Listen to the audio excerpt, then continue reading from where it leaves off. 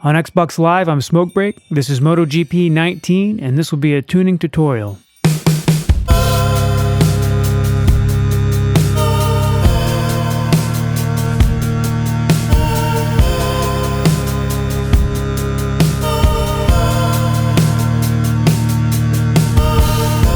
So we're checking out this Suzuki here at Brno.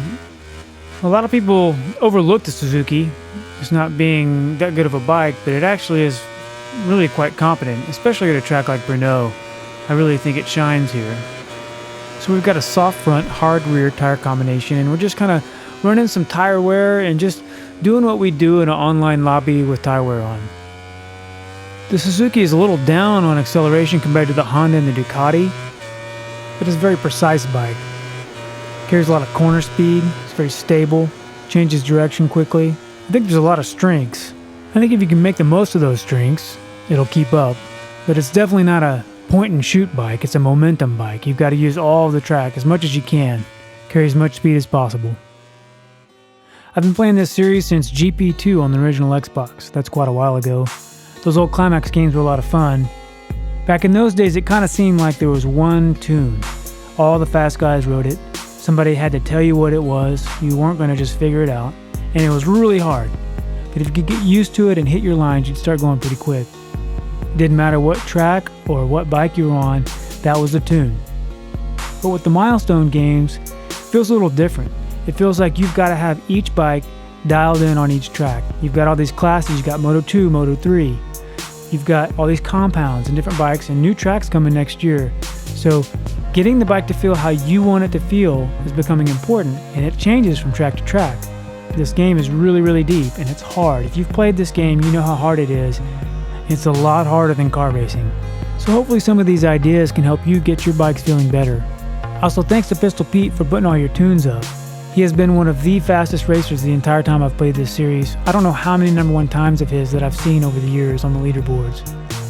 So take a look at his tunes. I've learned a lot from them, and take everything I say with a grain of salt. I'm still learning too. A lot of what I'm saying is stuff I've learned from other people, and hopefully it'll help you too.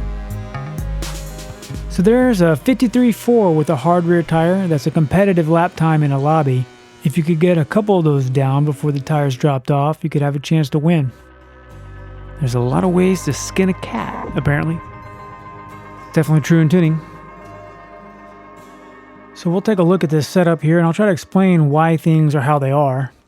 And hopefully some of this will help you understand suspension in particular a little bit better.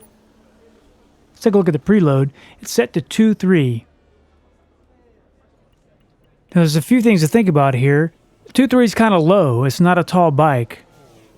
But there's a lot of stability when it's low. There's a low center of gravity. There's a lot of edge grip. The bike grips when you get on the throttle leaned over. That's important. It handles bumps well, and it handles off-camber turns well. So there's tons of advantages right here with a setting like this. And I have a lot of tracks where the preload is low like this. It's just so much right about it. You could have a low preload on every track, and it'll work. I really do think it will. But there's some advantages to raising it up. If you have a higher preload, you've got the bike will lean over more, and that means it can generate more corner speed. It really can generate more corner speed. You can feel it. The tricky part is, can you get the grip? Do you have the throttle control? Will the bike grip when you start adding throttle leaned over? That's where it's really tough. If the bike starts bucking and weaving mid-turn, starts getting messy, you're going to lose a lot of momentum.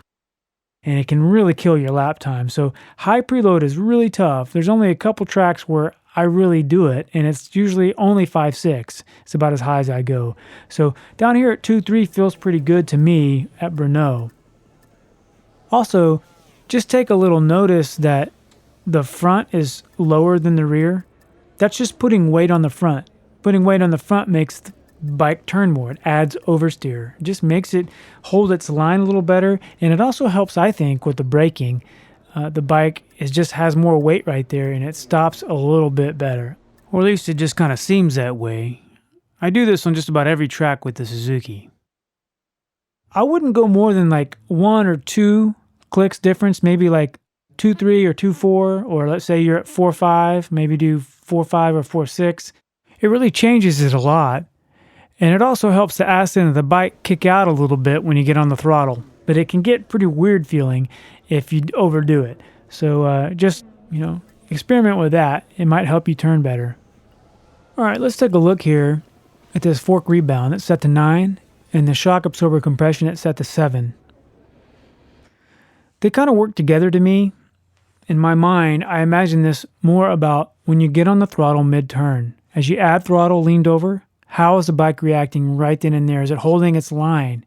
Ideally, to me, it would be a very smooth, fluid transition. It would hold its line, and I wouldn't see any big change just because I added throttle. That's what I like. So you got to keep these numbers high to keep that oversteer. 9.7, it's really holding its line right there. If it's not holding it enough, I'd need to bump up that shock compression. You need to keep it raised up for oversteer.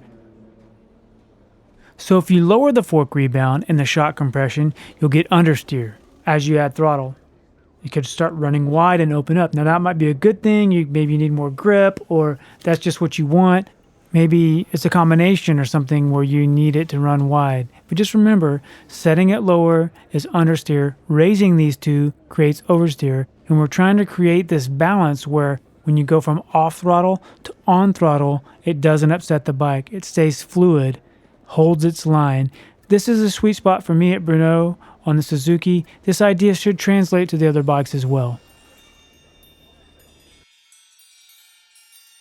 Now let's take a look here at this fork compression and the shock rebound. This is about off throttle turning. When you're braking, downshifting, trying to hit this apex while you're dragging the rear brake, this helps you oversteer, especially once you're coasting and you're just off throttle leaning. How's the bike behaving? Is it pulling into the apex, or is it kind of running wide? If you want oversteer, you got to raise it up. If it's turning in too tight, you can lower it, all right? It will understeer. This 6.6 will understeer, and you're raising it back up will oversteer. I almost always have these set to 9 or 10 because I like the bike to turn when I lean over. I really want it to hit the apex. This is a preference thing, but that's what this dampening is doing. Off throttle, oversteer, understeer, and then the other two on the throttle, oversteer, understeer. Okay, so let's take a look here at the springs. This is definitely a tricky area for me. My springs on different bikes are kind of all over the place. One of the more consistent things that's going on is they're often pretty hard. I like the precision. They feel very precise to me. The bike feels more precise to me when the springs are stiffer like this. There is a little downside, which is the bike becomes a little heavier steering, and I have to lower the steering adjustment to get responsiveness back.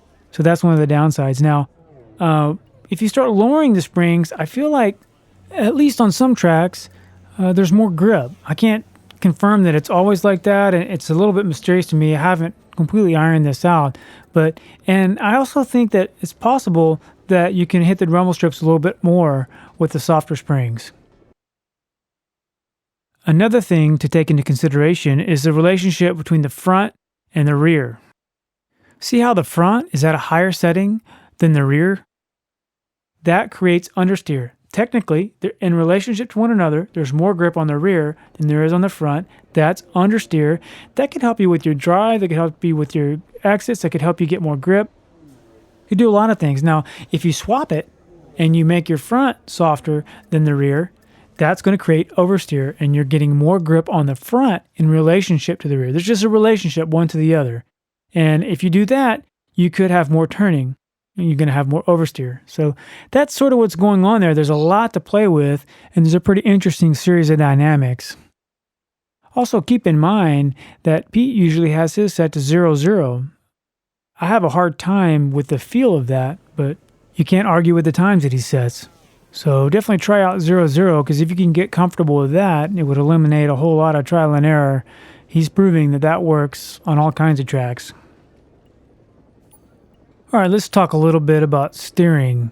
This is also kind of deep in a way, but I'll try to make it simple. The first things that's going on here is how fast can the bike respond? If you're leaned over all the way, how fast can you pick the bike up for the exit? Or if you're straight up and down and you're trying to change direction quickly, how quickly does it respond? Or go through S's, left to right, or chicanes?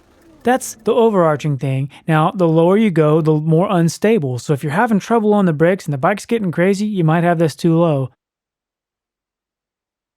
But there's another aspect of all of this which might be kind of confusing, but I think it's important to consider. And I'm talking about gyroscopic effect. Now, sounds kind of crazy, but what that means is the faster you go, the less the bike wants to turn. So if you have fast turns, high-speed turns, like the triple rights at Lusail or Mugello, where there's lots of third gear turns, that's fast. The bike doesn't want to respond. That quick chicane before the last turn at Mugello, the bike is not going to want to flow through that. It's going to be resistant. It's going to understeer and just not want to get there. You can compensate for that by lowering steering adjustment. Now, let's say at a tighter track like Le Mans or Jerez, depending on which sectors you're trying to capitalize on, you might find that a higher steering adjustment benefits you more. You're in lower gears, the gyroscopic effect isn't affecting the bike as hard, it's already pretty responsive at slower speeds, and the bike is more aggressive in those lower gears. You might want the stability of raising it. So here we are on the gear ratios.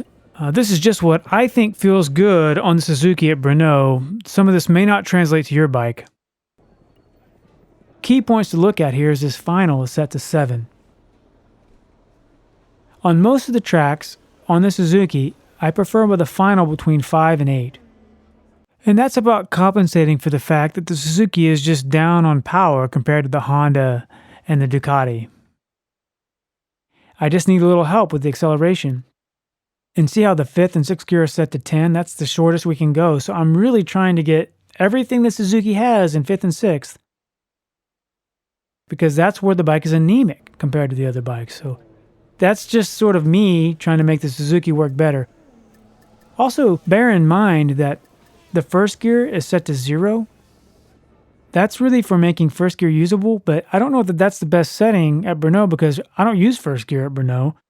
So really, it'd be better to have it raised up, maybe to 4 or 5, and get a better launch at the start of the race. But whenever you, like say Motegi or Sepang where there's a lot of 1st gear turns, you might want that at 0 so it's drivable. You need that drivable traction so you can get good exits. Now I always use the biggest brakes, so let's take a look at the ECU now. Engine braking is an interesting thing. A lot of tracks, say like Motegi and Sepang, we're talking about those, I have the engine braking set to 4. It really helps slow the bike down. If you need so much help on the brakes, I want the bike to slow down.